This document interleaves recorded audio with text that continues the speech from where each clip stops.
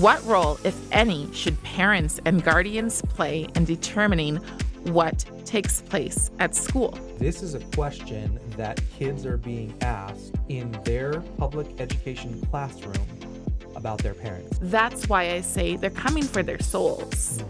There is no truth but power. That is a progressive language. Our kids are being told, specifically biracial children should identify as their oppressed side and reject their oppressive. Don't ask questions, just trust what we say kind of attitude. When you swallow the lie, eventually you get used to it. And so biblical justice changed to social justice. Welcome to the Truth Point Biblical Apologetics podcast, where we equip the church and engage the culture by connecting truth in God's word to the people, values, issues, and ideas in God's world. Welcome again to the Truth Point Biblical Apologetics podcast, where we equip the church to discover, deliver, and defend the truthfulness of the Word of God. And we engage the culture by connecting the truth of God's Word to the people, values, issues, and ideas in God's world. Welcome again to the Truth Point Biblical Apologetics podcast. My name is Corey. I've got with me today Cari Bartholomew. She is running for the District 13 school board and here in the state of Utah. And so we wanted to sit down and have Cari just share with us some of the things going on in our culture. You know, it's a battle for the souls of our children. And Cari actually said that to me in a conversation we had recently. And so, you know, there's a lot of discussion back and forth in religious circles and in churches. Should politics be brought into the spiritual conversations? And the truth is, you can't separate what you believe spiritually and who you are as a person of worship or not from what you believe politically and education. So, Cari, thank you so much for joining us today. Thank you. It's my pleasure. Yeah, it's awesome. And so, Cari, why don't you tell us just a little bit about yourself, you know, why you came to Utah, how long you've been here, kind of how you got into the whole political scene, that kind of thing. Sure. I moved here from Seattle, Washington, where I was oblivious for a very long time. And then 2020 happened. And when the kids went back to school after the pandemic, our kids were being told, specifically biracial children should identify as their oppressed side and reject their oppressive. And as soon as I saw that, and I'd already kind of dug into BLM because this was BLM at school being implemented. And so as soon as I saw that and I realized that my values didn't align with the values on BLM, the anti-family, anti-capitalism, don't ask questions, just trust what we say kind of attitude, right? Yeah. And so I moved to Seattle thinking I'm going to go to the reddest state I can find. I'm going to put my feet up. I'm going to put my head in the sand, and I'm just going to trust that my beloved son is going to be okay. And that was moving to Utah from Seattle? That was moving to Utah. That was the mindset? Yes. Mindset? Okay. So then I moved to Utah, and very quickly I saw things that were alarming. We moved just before they had the decision to either ban CRT or to not. Okay. And our governor decided to not. And so I found a charter school that I really, really trusted. And I very much vetted them. I went to other schools, and while he was there, I felt safe for him, but not safe for other kids. And so because I became the advisor for Utah Parents United and also for Path Forward on all things, the racial education of things, because it's tricky. Is it? Yeah. And so because I became that person, parents decided that I was someone they could trust. So when they saw problems come into their schools, they could not get an answer from their from the incumbent. So they came to me for 3 years. Wow. And I wasn't going to run because I don't have a degree in education. I have to clarify that. I'm not just a mom. I am a mother.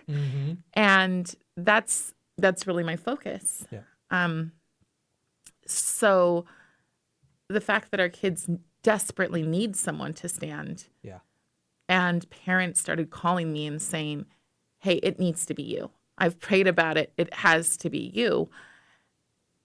And I felt very overwhelmed by that. Okay. I felt very ill-equipped for that. Yeah. But then I prayed about it. and I got my answer. So I'm running. Wow.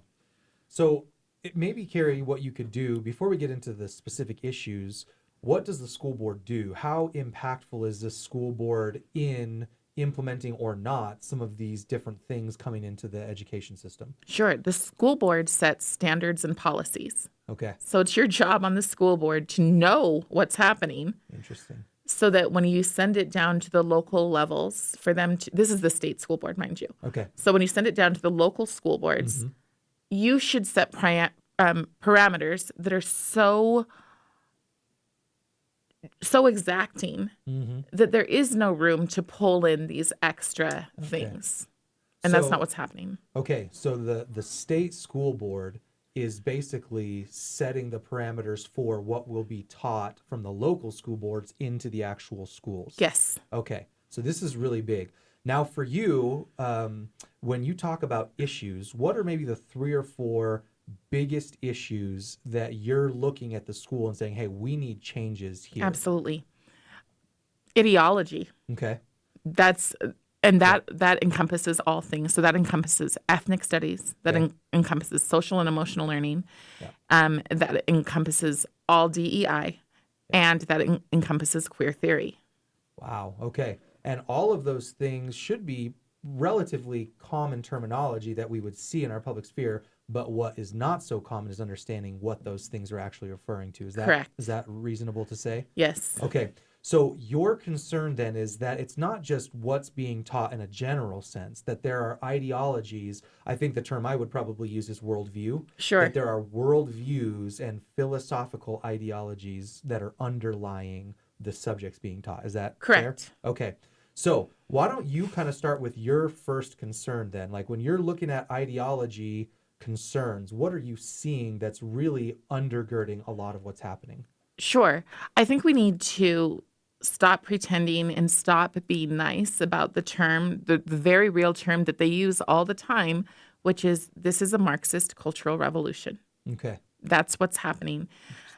Starting off with Black Lives Matter again. Okay. Black Lives Matter openly said, we are trained Marxists. We have universities here in Utah that say, come and learn about Karl Marx. So, and then when they say learn about, they don't mean, because I've actually taught my students about Karl Marx. Okay.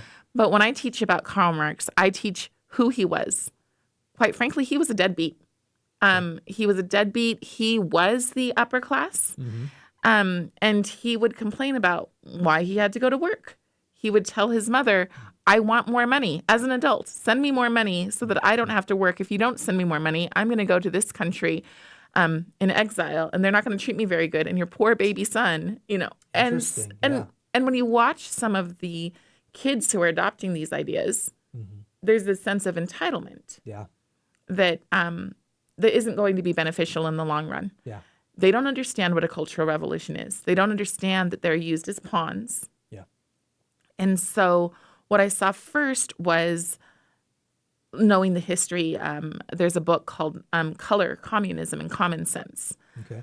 And it talks about how the Black churches were infiltrated. And so biblical justice changed to social justice. Interesting. So now every tactic that was used in the African American society to change their viewpoint is now being used on our kids through queer theory. Now, queer theory, this is really vital because everybody says it's just about kindness. It's just about acceptance. No, if you were to Google queer right now, just look it up on Google. So not a particularly conservative site, right? If you're to look up queer, you're going to see that the first thing is to ruin. So we want to ruin the old ideas, old traditions, old customs. Again, going back to a cultural revolution. Now, the pawns in a cultural revolution, after they're no longer useful, are disposed of. Yeah. This should put a fire under everyone, and especially because Marx clearly says he doesn't just not believe in God. He hates God. Interesting. Yeah. And that's what's in our schools. Yeah. So it's really, again, it's religious at its very core, right? Exactly. And so people will say, even just kind of zooming out from just this particular piece of things, what we have is a situation where people will say, to have an atheistic worldview is not about religion, but it is a religion Absolutely. even in and of itself, right? And so you're talking about those things. And I thought there was something interesting, Cari, that you said. Marx, if he's sort of playing on the mom card, if you will, he's really kind of assuming a victim mindset. Is that Yes, fair? very much so. Okay, because that seems like that's a big part of our culture too. Is like, turn off your mind, give me what I want, but play a victim if things don't go my way. Exactly. Now, how does that get pushed into our curriculum and things like that? Because that's really a dangerous way to think. So this is where ethnic studies comes in. Okay. And now I want to explain. I spoke at an ethnic studies commission. Okay. And when I was there, the head of the UEA was there. And she openly said, she's giddy about it. And she said, I want ethnic studies as embedded into our curriculum as cinnamon is in cinnamon bread. Wow. That's every subject. So when parents hear ethnic studies, they generally think, bring out the sombreros, bring out the kimonos, let's learn about different cultures, let's celebrate everybody. Which we would agree with. Absolutely. Right? Yeah, Absolutely. I have no problem. I literally traveled the state telling the story of Harriet Tubman as a slave. So the whole, we don't want to tell history, that's a lie. Yep. Just flat out, that's a lie. Yep. But that's not the goal of ethnic studies. And Christine Sleater, who is the head of ethnic studies, kind of the main person with it, has openly said, and it's on YouTube, where she says, ethnic studies, when guided by critical race theory, is leading our kids in the right direction. So when people say there's no critical race theory in our schools, that's a college level course, and it would never be. The praxis is in our schools. Yep. And what the goals, there's two. And so she calls it the double helix. Okay. So the double helix is first to teach every child why they are oppressed. Wow. Go back to what I said about African Americans. They were taught that they were oppressed. And regardless of whether or not they were, because yes, in our history, that's a true thing, right? Right. But there's a difference between when you focus on that resentment. Yeah. And when you focus on it, it cripples you. Yeah.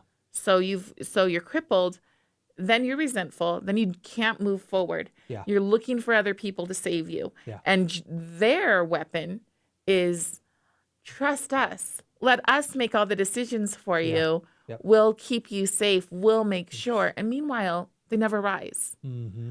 Now we're taking that same thing and putting it into all the other ways that you can be victims. And the main way that that's happening today is gender ideology. So are you saying that there's a connection between the gender, the gender trends and conversations and stuff and critical race theory and this whole, is there a connection here? Okay. Yes. So maybe you could talk about that. Sure. So I have this book here and it is, it's called Ethnic Studies, a survey. Again, ethnic studies, what we think it is versus what it is are two different things. Yep. Perfect example. This is the first chapter of the book. Okay. The first vocab words here are agender, bigender, gender fluid, gender queer, gender neutral, non-binary, transgender man, transgender woman. And that's the vocab words in the first chapter of a curriculum book created in Utah. Wow.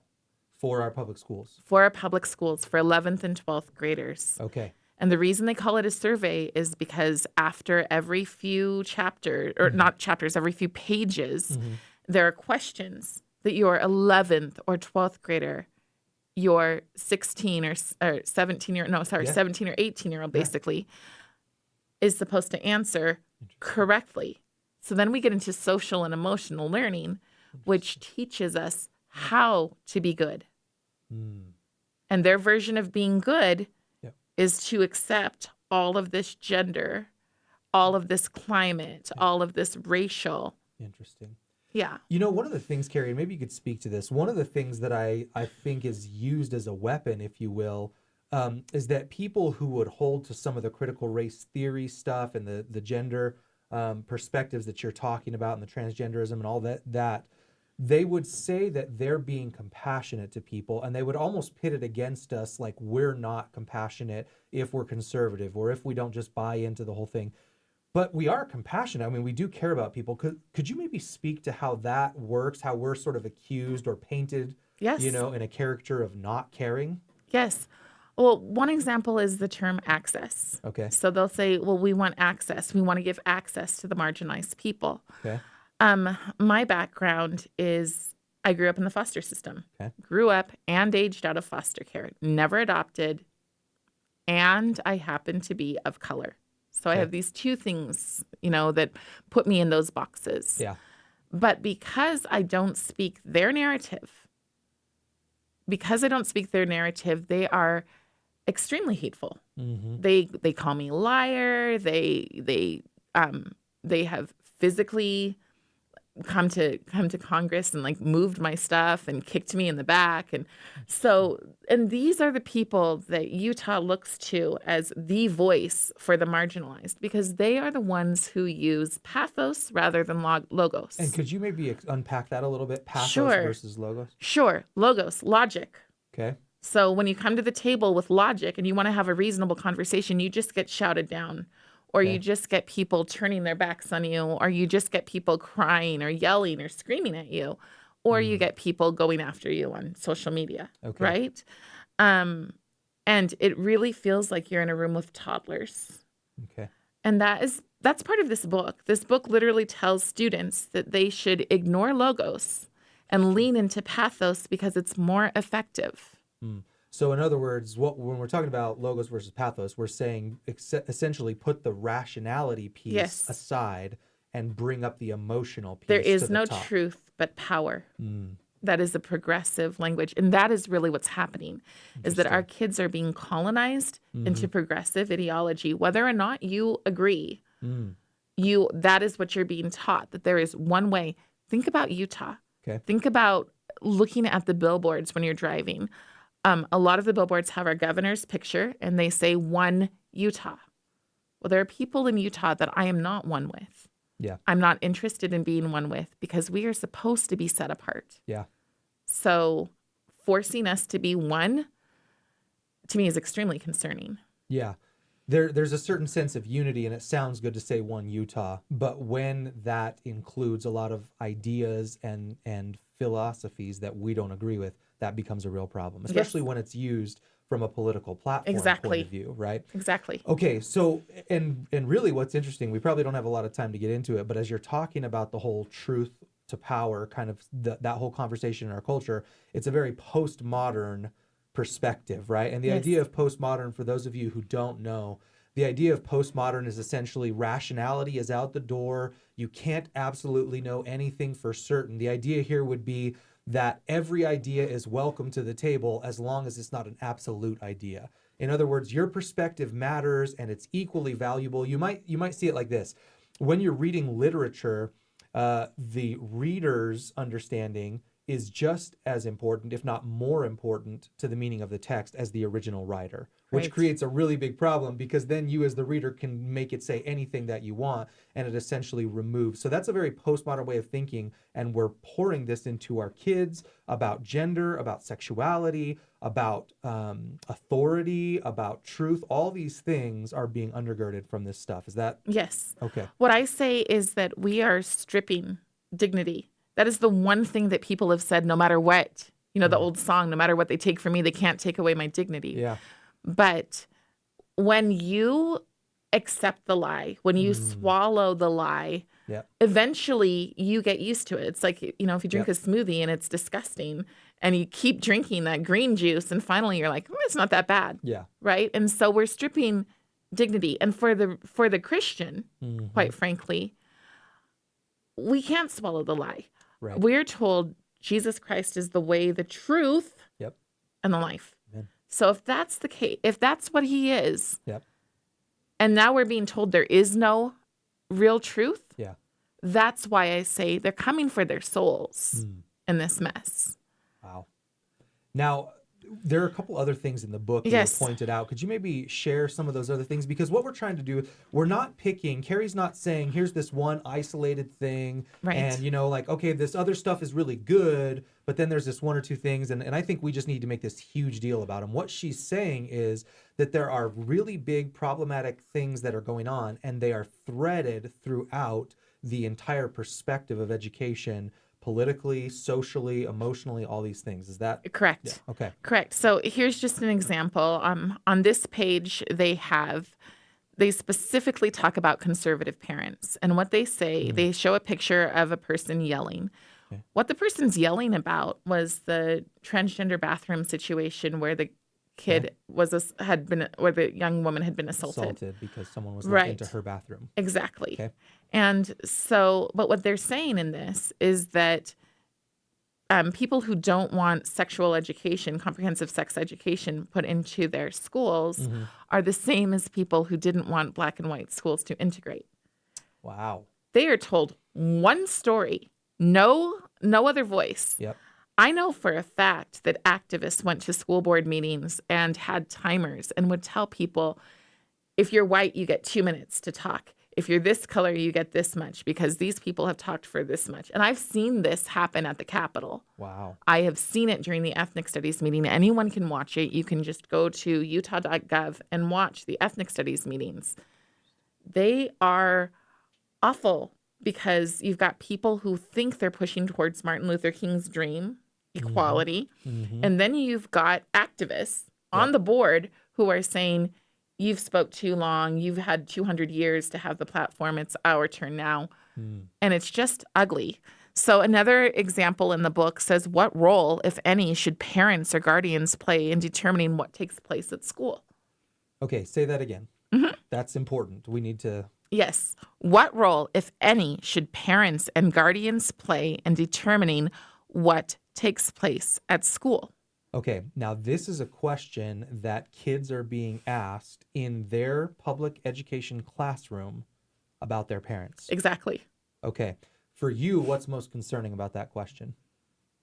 Parents have the fundamental right in what's happening with their children's education. Yeah. This is not the role of school. No. The role of school is to give children an education free of propaganda. Yeah. This is nothing but propaganda. The next one says, which form of protest in the collection do you think is most effective and why? Okay. Now speak to that, because protest, which form of protest? What are they trying to get at? Turning our children into activists. Interesting. Fully. So last year, a young woman who was part of the GSA used to be Gender and Sexualities Alliance, and I'm sorry, used to be Gay and Straight Alliances. So it was just teaching people to be kind to each other, accept whatever.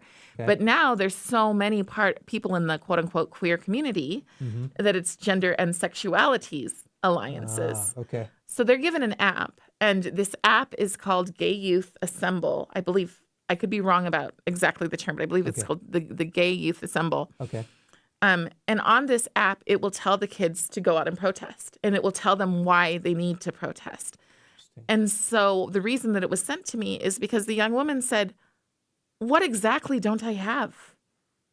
I'm popular. I'm not missing anything out of my life.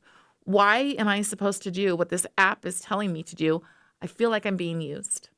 Wow. And that was a kid. That was a kid that said that? Yes. Wow. So again, it's getting at, and want a couple more examples of what you've got highlighted. But again, what we're doing is, it's a whole way of thinking. It's not even just, it's really not even issue specific in that sense. We're using specific issues, particular issues to hit hot button things in culture, but it's really more about the mindset and the entire way of viewing parents, viewing education, viewing activism, viewing government, right? All of this is connected. Government is supposed to become God. They do not pretend. Another one says, you and I cannot be free in anywhere in America or anywhere else where there is capitalism and imperialism. And that's a quote in the book. That is a quote from the book. Another page is the legacy of colonialism. Okay. So it depends on what you understand colonialism is, right? Okay. But what I understand colonialism is you come and you take over. You take over everybody's beliefs, everyone's values, and you say, we now have the right way, and this is what you're going to do, whether you like it or not. Sounds a lot to me like what's happening in our schools, especially through something called social and emotional learning. Okay, unpack. Let's stop right there. Sure. There's a lot of people, and I think when you were on the podcast last time, we talked a little bit about that. That was like a year ago, so I'm sorry it's been so long. But, but unpack social emotional learning, because again, on the surface, sounds great. We do need to be healthier socially and emotionally. Sure. But there's other stuff going on. Just like in the opening of this book, when I read the first few terms, the transgender, bigender, agender, et cetera, et cetera, et cetera. Right. If you go to Castle's site, the first thing that it says is we need systemic implementation. So what happens is that first, social and emotional learning, I call it social and emotional compliance. Interesting. Because it's teaching that there is one way to be. Okay. It teaches you why you need to be activist, why you need to be concerned only about progressive ideals. Interesting. So an example that I use, well, here's an example that recently came out. Lisa Logan shared this.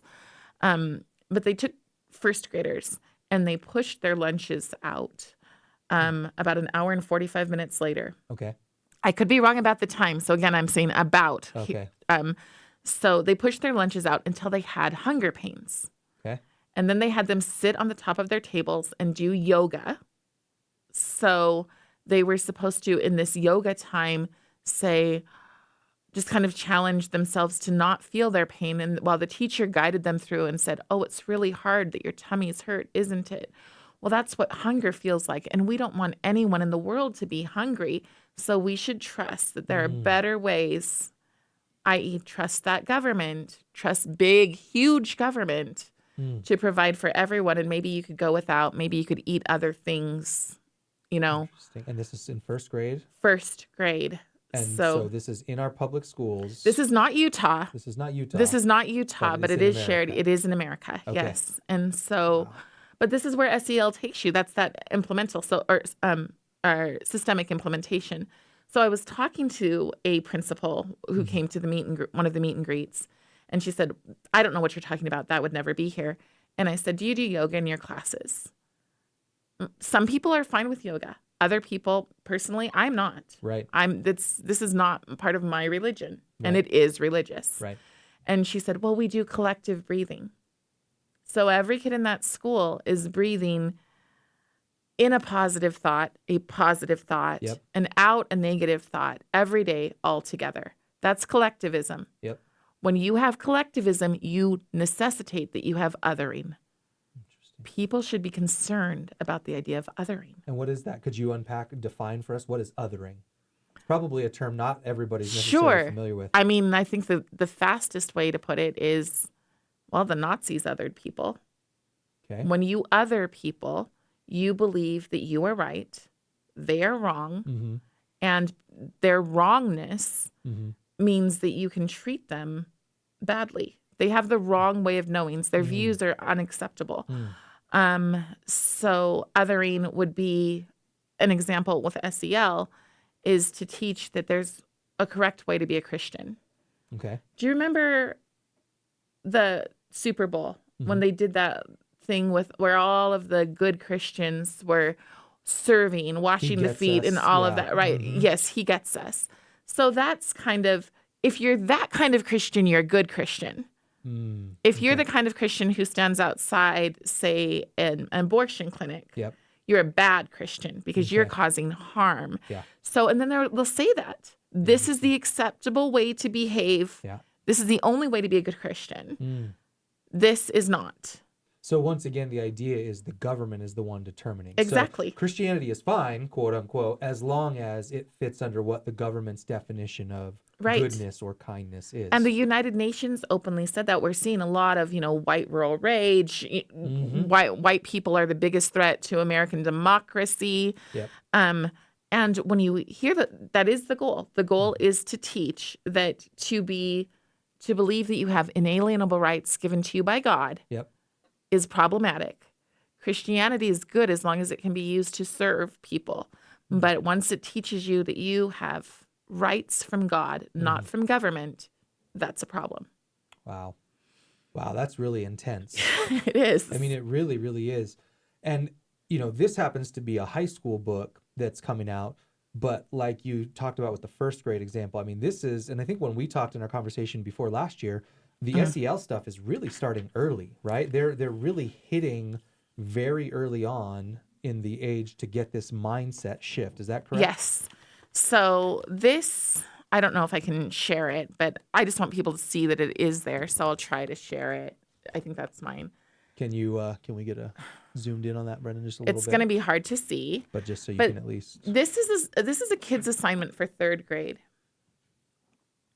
Let's see if we can get that zoomed in real quick.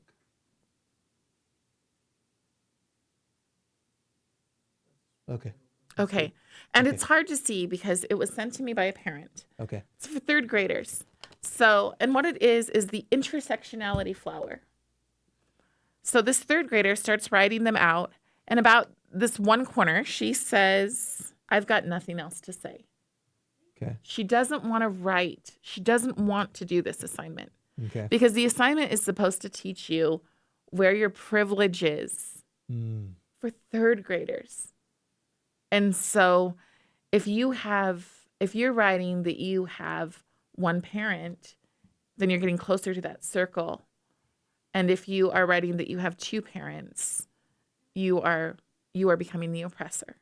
So this has a lot to do with intersectionality then, in a sense, right? There are certain criteria of oppression. Yes. And the more boxes you check, so to speak, then the more right you have to speak, the more you need to be listened to simply because you're a victim of whatever variety of circumstances. Yes.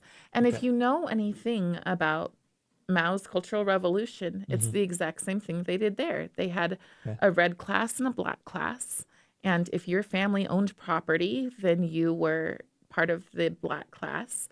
You were a landowner and you were treated horribly. And we're getting to that point. We've got apps where you can that Utah Roar group will say, use it to turn in white people who insult you, or who they're saying that this can be a civil case. And so they're using the app Safe Utah to do that. Okay. And they don't believe that a person of color can be racist. Okay. Meanwhile, when we had the DEI bill at the Capitol, or Equal Opportunities Initiatives, many of us minorities, there was like 27 of us, we got up and we said, we don't want this. This diminishes, once again, our dignity. This takes away the hard work that we've put into being good people, and makes people question everything. Yeah. Well, did you get it because you deserve it, or did you get it because, you don't deserve it? Right. And these people sat on Instagram and on Twitter and made racist comments about all of us. And we're all people of color, but we don't fit into their box. We don't fit into their quote unquote way of knowing. Yeah. That's really heartbreaking and angering at the same time, right? I mean, it's both. I just wish people would wake up and realize that they need to stop listening to that. Yeah.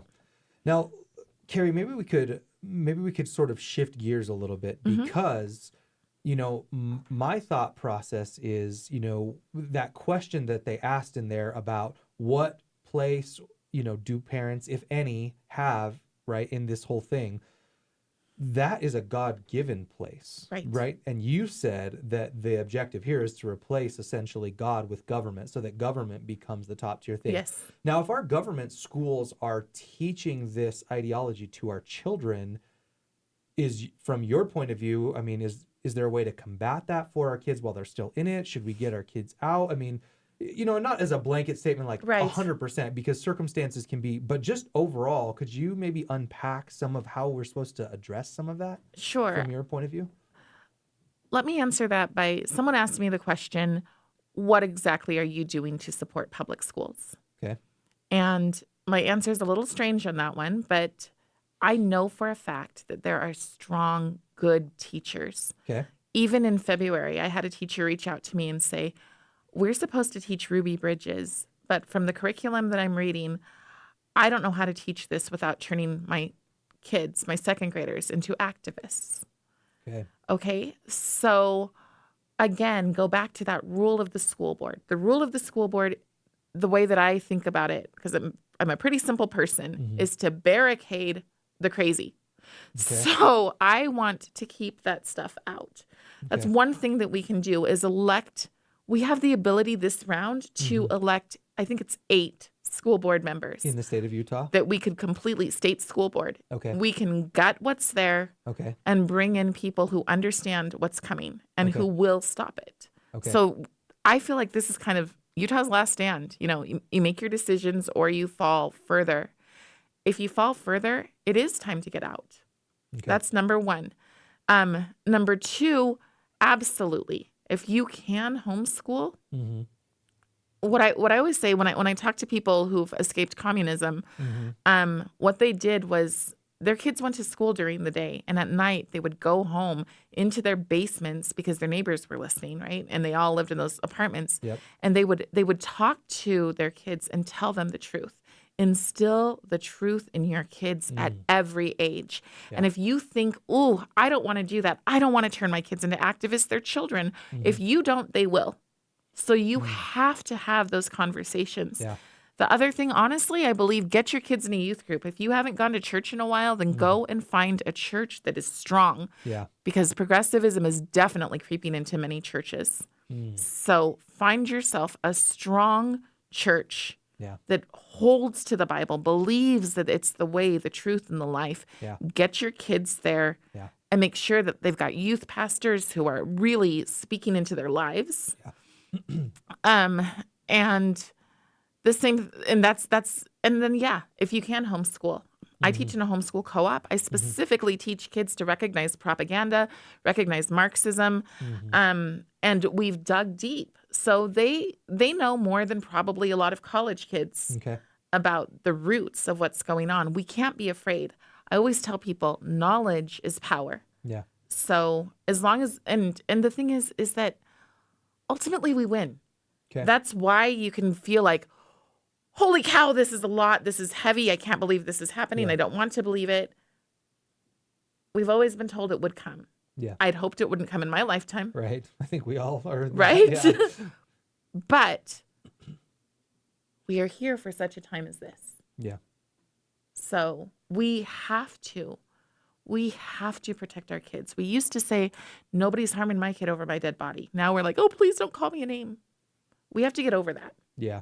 And just refuse. I love what Solzhenitsyn said. Okay. Let the lie come into the world. Let it triumph even, but not through me. And I think that that's what we have to adopt. Yeah, it's interesting. I heard Allie Beth Stuckey, for any of you who might be familiar with her, she said, basically, and I'm going to kind of paraphrase, but essentially she said, we are living in a culture that says peace at all costs, truth if necessary, when we need to be the opposite, saying truth at all costs, peace if possible. Yes. And that is I love that. Hugely profound, it's a totally different perspective from what we're living in. And so let me just maybe say this. Your circumstances are going to be individual to you, and we don't know all your family dynamics and things like that, but the truth is costly. And doing what's right is costly. And to be honest, a lot of what's going on is, I believe it was Ronald Reagan who said that freedom is always only one generation away from extinction, right? But I do honestly think that there's a lot of relevance to that in terms of truth as well. Not that the truth is ever actually extinct, but in terms of the valued, the shared value of truth and the following of truth is always one generation away, if you will, from extinction. You can't just simply hope that it kind of trickles its way down. It has to be a very purposeful, planned out thing that is done. And I think what you said, Cari, was really interesting to me. You said, if you don't teach your kids, they will. Yes. There is no such thing as neutral, right? Nobody's neutral. Would you agree with that? Absolutely. Okay.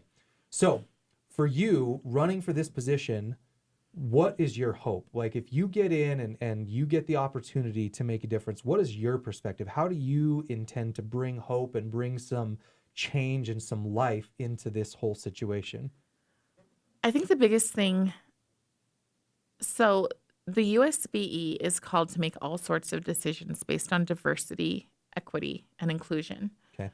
But they don't have diverse voices that have diverse thought. They bring in the people that say what they want them to say. Okay. I have found that there are many people of color who align with me, align with my values. And they need somebody to speak for them, because if they understood what was going on in the schools, I promise you there would be an uproar. Because thinking less of their children, believing that their children cannot compete, is not acceptable. Now, the hope comes from teaching true resilience. Resilience is not putting a kid in a safe space in a room and letting them leave their class when they're, in 11th grade and cuddle with a stuffy. That's not resilience. Right. But we need to, right now, the curriculum is often, not always, often, about dismantling. That's what this is. Yep. Purely about dismantling. Yeah. We need to be putting into our schools what's building up. So if I can share this one story. Yeah, go ahead. Okay. Booker T. Washington, when he got out of slavery, he wanted so badly to give back to his community. And so he decided they needed schools. And many, many people believe that African Americans, since they were slaves, were a serving class. That was as good as it got for them. Yep. And so he went to this man, Julius Rosenwald, and he said, we need a school. And Julius Rosenwald owned Sears and Roebuck, or was a part-time owner. Okay. And so Julius Rosenwald said, yes, you do need a school. I will give you the seed money for these schools, which means I will start you off, but you must staff your school. You must build your school.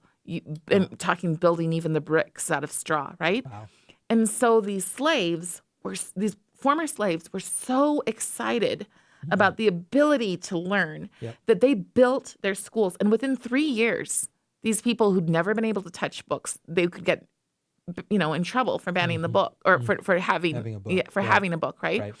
So in that time, within 3 years, they were learning Greek and Latin, and the gap had closed. But we don't get to hear those stories. Right. We only hear the stories about how bad and how hard America was. And these people were rising up above. Yeah. So I believe that we need to put those stories from every culture back into our schools. Yeah. We need to teach, we need to, what I call it, restore American excellence. If we can do that, then I think we have a fighting chance, because our kids, they want hope. I know so many kids who are like, I know somebody who's not walking in graduation because she's like, nobody cares anyways. I know that even sending my son to driver's ed, he's like, oh, they don't care at all. And so we need to restore that joy. We need to and for me, and I think I've said this before, but to me, joy is Jesus, others, yourself. Now, I'm not going to go onto that board and say, Jesus, Jesus, Jesus. Right. I'm hoping that the light that I carry with me will say it for me. Yeah. Wow. So if people want to figure out more about you and your platform and how they can support you and learn from you, where do they go? And I very much appreciate that, because I am the grassroots candidate. So it's Cari, the number 4, utkids.com. Okay. And then on YouTube, I make short little videos explaining my positions. Okay. And that's Cari for UT Kids. Also on YouTube, so they can just search on that. YouTube. Okay, awesome. Now, for just real quick, so that people understand, how would you even get into this position? You're running for it, or this, district place, Sure. District 13. How does that even happen for you? Sure. So convention is April 20th. Okay. And that is the Republican. It's the Republican, the Utah County Republican Party, even though it's a state position, because I don't cross lines, it's county. Okay. So it's April 20th. Okay. Please share this video. You can't, if you're not a delegate, you can't vote at this point. Right. But then after this, the incumbent is trying to collect signatures. So if they come to your door, don't sign it. Okay. But and then after that, it becomes the primary. Okay. And I really appreciate it if Christians will be praying, because if I make it through convention, I think between convention and primary, Utah's going to really have to wrestle with the fact that woke and racism are the same thing. And I think in the way that racism is used in our culture, right? Exactly. Yeah, that they're using different terminology, but for something that really is there. Okay. Yes. And for those of you, just to kind of clarify, for those who don't really know, Utah has what's called a caucus system. And so when Cari is saying that only state delegates or county delegates can actually vote, the way that it works is, and we just had these meetings back in early March, you get elected according to your precinct in your city. and then a certain amount of delegates are given per precinct, per city, and then into the county, and that's for state delegates and county delegates. And then at these conventions each year, then those are the people who get to vote. And so they have the influence initially, but then it goes from there based on what the delegates do, and that's how the public gets then their regular vote. So this would be really important to be praying for that. And let me just say this one last thing as we wrap this up. And again, thank you so much, Cari. I really just appreciate the time and the battle that you're fighting, because it is a battle. And I know that there are probably some other things with your time you could be doing, things that are probably less stressful and, maybe an easier road, so to speak. But let me just remind all of us of this. The battle is a spiritual battle.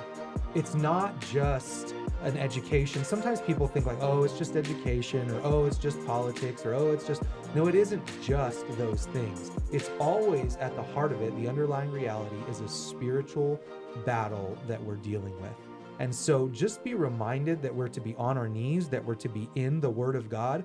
We want you to turn your minds on, not turn your minds off. And that's I think that's a misconception. That's the way a lot of times religious people are painted. Hey, shut your mind off and just believe blindly, right? When actually, in many cases, it's really the opposite. Right. And particularly for Bible-believing, born-again Christians, we open the Word of God, and He says to love the Lord your God with all your heart, soul, mind, and strength. And we say that often, but it really matters. So any closing thoughts, Cari? Anything that you'd want to share for anyone who might be watching? I just want to encourage people to be discerning. There will be a lot of parental placation, a lot of saying things have been taken care of that really haven't. And you just need to listen. Our culture, I'd say since 2020, has been kind of an abusive relationship, kind of gaslighting. And you're told to look at things the way they want you to, rather than what you really see in front of your face. And again, the most important thing is that if you really want hope, you have to trust God. You have to. Mm-hmm. And they want to take that away. Mm-hmm. Because if you can erase Christianity, we would lose the battle. But we also know they've tried before. Like we just had Easter, So He's risen. Amen. He is indeed. Thank you again so much, Cari. I really, really appreciate it. And just as we close, you go talk to your teachers for your kids and you ask them some hard questions. And I think that might give you some insight as well, too. So make it a personal thing where you're not just hearing different ideas, but you actually go and have conversations with people. I think that matters, too. So as always, God loves you. God bless you. Look forward to seeing you next time. Thanks again for watching. Don't forget to like, share, and subscribe so we can continue to point people to God's Word and share His truth, shining His light into a dark and hopeless world.